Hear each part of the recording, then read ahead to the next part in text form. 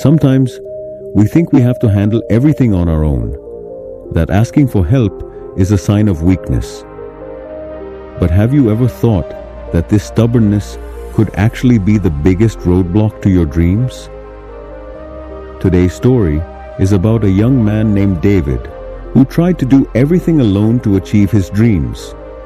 But along the way, he realized his limits, and more importantly, he learned that asking for help doesn't mean you failed. In fact, it's part of the journey to success. If you're curious, stick around till the end of the story. Once upon a time, in a small village surrounded by green fields and rocky roads, lived a young man named David. Most people in the village were farmers. Life there was peaceful, but full of challenges. David, 23 years old, worked as a carpenter. He had learned the craft from his late father. He owned a small shop in the village, but the roof was falling apart. Every day, David worked alone, building chairs, fixing old tables, and dealing with customers who always tried to bargain down his prices. After all the effort, he barely made enough to buy bread, soup, and firewood for the winter. But David wasn't satisfied with just getting by. In his free time, he'd sit by his small window and look out at the distant hills, dreaming. "I'll have a big furniture store of my own. People will come from far away just to buy my furniture." Reality, though, was tough. Every time he tried to save money, some unexpected expense would show up. A leak in the roof, a broken tool, or a medical bill for his sick mom. Some villagers laughed at his dreams. One farmer even said, "David, you can't even afford good wood, and you're dreaming of a big store." Those words cut deep. But David never gave up on his dream. One day, an elderly man named Mr. Aziz visited David's shop. He was a traveling merchant, known for his wisdom. He asked David to build a large dining table and gave him a week to do it. It was the biggest job David had ever gotten, and the pay was good too. But halfway through, trouble started. On the third day, David ran out of wood. He went to the local wood supplier, but due to winter demand, the prices had doubled. He could only afford half the wood he needed. David thought, "I can't ask Mr. Aziz for more money." He tried borrowing money from a guy named Walid, but Walid just laughed and turned him down. David wondered, should I just sell my shop? Is chasing this dream just foolish? That night, he sat on an old bench, staring at the little money left on his table, wondering if he was being greedy. Then he remembered his mother's words. "David, every big thing starts with a small step. Don't be afraid to start no matter how hard it gets." The next day, with new motivation, David went to the city. He brought along a few small pieces of furniture, some folding chairs he made, to try selling them. It was a risky move. If he didn't sell them, he wouldn't even have enough money to get back home. He set up a tiny stall in a busy corner of the city market. At first, no one paid attention, but around noon, a wealthy lady came by and was impressed with his work. She ended up buying all the chairs. With that money, David bought the wood he needed and went back to the village. He finished the table right on time. Mr. Aziz was thrilled. "You're a talented young man," he said. "Never give up on your dream." But that wasn't the end of the challenges.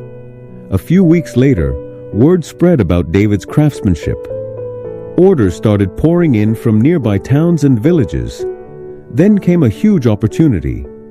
A businessman from the city placed an order for 10 dining tables to be delivered in just 1 month. In return, he offered a large payment. It was a big break, but also a huge challenge. Tight deadlines, high-quality wood, no extra workers, and a tiny workshop. It seemed nearly impossible. Still, David said yes. That night, he sat down to make a plan. If he worked non-stop from morning till night, it might just be doable. But he didn't have enough money for the wood. In the end, David decided to sell the last memory of his father, a gold watch. It had deep sentimental value. As he stood in the jewelry shop selling it, tears welled up in his eyes.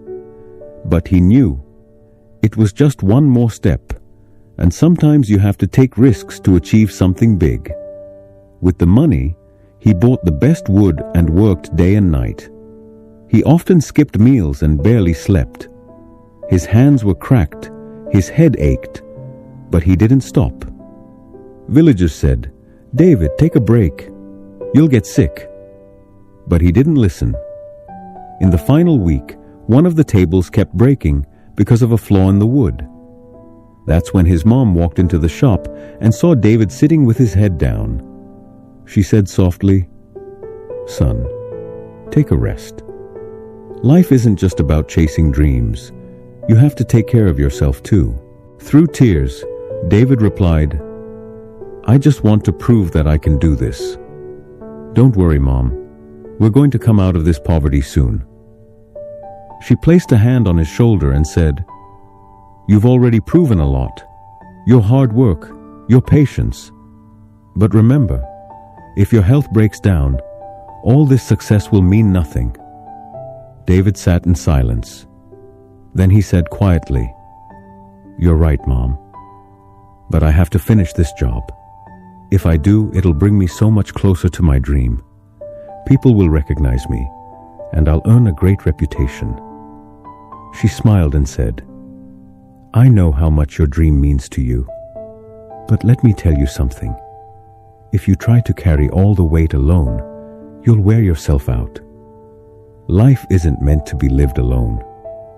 Asking for help isn't weakness, it's smart. If you just ask your friends or neighbors for a little help, they won't say no.